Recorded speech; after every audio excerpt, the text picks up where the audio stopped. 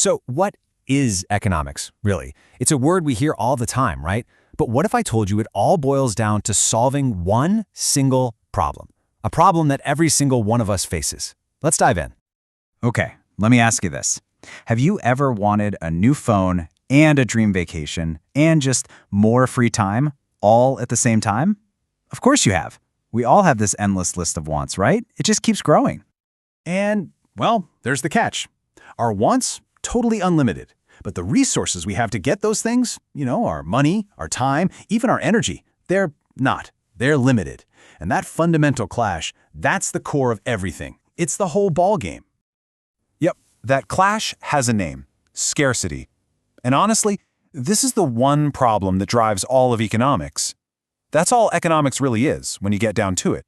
It's just the study of how we, as people and as whole societies, try to manage our limited stuff to get as much of our unlimited wants as we can. But what's really interesting is that we didn't always see it this way. The actual definition of economics has changed a lot over time. Let's take a quick look at how four big thinkers totally reshaped our understanding. So, way back in 1776, you've got Adam Smith, and for him it was pretty simple. Economics was the science of wealth, just about the money. But then, fast forward to 1890, and Alfred Marshall comes along and says, whoa, wait a minute, it's not just about wealth, it's about people's well-being. So he calls it the study of human welfare. Then comes the big one. In 1932, Lionel Robbins completely changes the game. He says it's the science of choice, and that's a huge deal. Finally, Paul Samuelson adds the idea of time, calling it the study of growth. You can really see the progression, can't you? From stuff to people to the choices we make. And honestly, that definition from Lionel Robbins, that's the one that pretty much defines modern economics. He absolutely nailed it. He said economics is all about how we behave when we have all these ends, our wants, but only scarce means, our limited resources that have all these different alternative uses. In other words, it's all about choice. Okay, so if economics is the science of choice, how do economists actually, study it? Well, they basically use two different lenses. Think of it like a camera with a zoom lens. You can get a wide shot, or you can zoom way in for the details. So the zoomed-in view, that's microeconomics. This is where you're looking at the individual trees.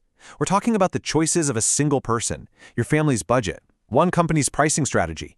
Things like, why does this specific car cost so much? Then you zoom out for the wide shot. That's macroeconomics. Now you're looking at the entire forest, the economy as a whole. You're asking questions about national income, the overall unemployment rate, inflation. You need both to really get what's going on. And this idea of choice, it doesn't just apply to you and me. Because of scarcity, every single society on the planet, no exceptions, has to grapple with three huge, unavoidable questions. Question number one, what are we going to produce, right? Do we use our resources to make things we can enjoy right now, like clothes and cars, what we call consumer goods? Or do we invest in things like factories and machines, capital goods, that will help us make more stuff later on? It's a classic now versus later problem. Okay, second question. How are we going to produce it? Should we use a ton of human labor, or should we lean into technology and automation? Basically, is it going to be people-powered or machine-powered? Every society has to figure out the most efficient mix. And third, maybe the most difficult question of all, for whom do we produce? Who gets to enjoy all this stuff we've made? Do we give it to the people who can afford to pay the most, or do we try to distribute it based on need? This is a really tough one. So how a society chooses to answer those three questions, the what, the how, and the for whom, that's basically what defines its economic system. You can think of these systems as different blueprints for running an entire country's economy. And if we simplify things a bit, there are really three main blueprints that have shown up throughout history. You've got capitalism, which is the market economy. You've got socialism, the centrally planned one. And then, what most of the world actually uses, the mixed economy. Let's start with capitalism. Here, something called the price mechanism is in the driver's seat. That's really just a fancy way of saying supply and demand. Prices go up and down, telling everyone what's valuable. In this system, individuals and private companies own most of the resources. The main goal? Profit. And it's millions of individual decisions by buyers and sellers, not the government, that answer those three big questions. Then you have socialism, and it's pretty much the flip side. The government, the public, owns the key resources, and the main driver isn't profit, it's supposed to be social welfare. Instead of millions of individual choices, you have a central planning authority, basically the government, making all the big decisions about what to make, how to make it, and who gets it. But, and this is a really important but, these are just pure models. In the real world, no country is 100% one or the other. Pretty much every single country, including places like the US and India, are what we call mixed economies.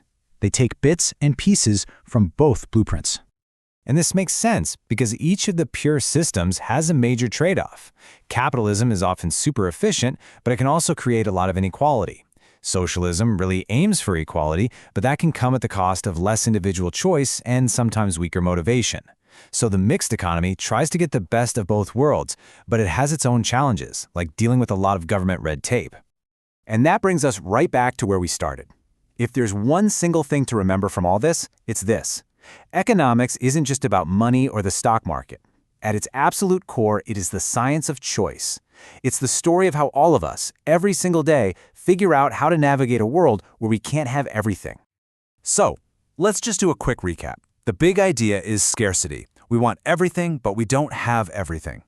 That scarcity forces us to make choices. We can study those choices up close with microeconomics, the trees, or from a bird's eye view with macroeconomics, the forest. And every society comes up with a system, its own blueprint, to answer those three huge questions: what, how, and for whom to produce. So I'll leave you with this final thought.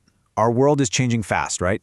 We've got new challenges like climate change and AI, and these things are actually changing what scarcity even means. So the really big question for our future is, what's the right mix?